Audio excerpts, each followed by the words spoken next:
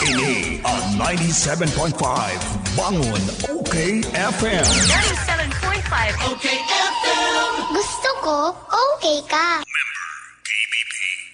Mga tugang panagos ka mo nagantabay sa 97.5 OK FM masin man nagdadalan sa PBN TV5. Live man kami sa Facebook. Itay pasin ipalo ang OK FM Bicol asin man OK FM Bangon.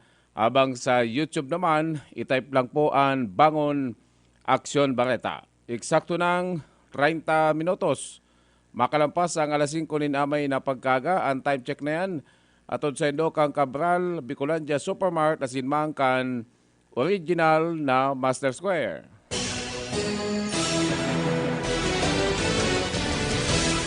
Aksyon Bareta sa OK FM. Mga bareta sa Radyo Nasyonal, Internasyonal, Karawan, Showbiz, Salud, asin negosyo sa inunang maantabayanan digdi sa mas pinakusog, mas pinahiwas, asin Kalkaibanan ta Jonathan Lopez, sinipon sendong lingkod, si Ron Enon.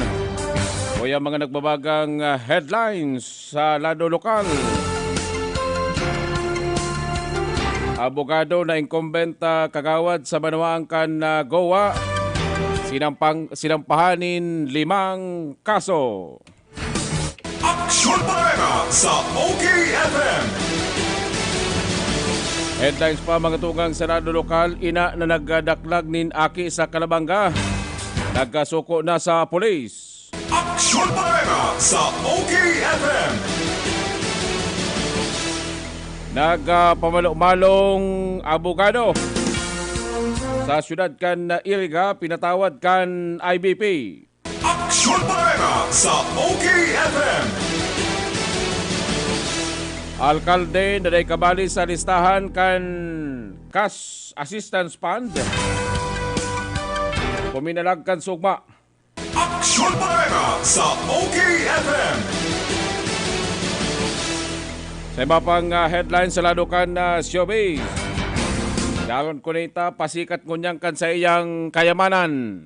Aksyon Bareta sa OK FM. Sa lado kan sports, LeBron James liwat na nagpirmaning panibagong kontrata sa Los Angeles Lakers. Aksyon Bareta sa OK FM. Yan ang headline sa detalyes at yan lang. Halina't magsama-sama sa pagbibigay ng saya sa araw ni Jesus.